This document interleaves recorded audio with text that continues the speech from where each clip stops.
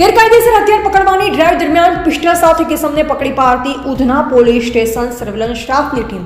સુરતની Udhna surveillance police દ્વારા વાહન ચેકિંગ દરમિયાન એક સ્કોર્પિયો કાર સાથે એક કિસમને પિસ્તોલ સાથે ઝડપી પાડવામાં સફળતા મળી છે.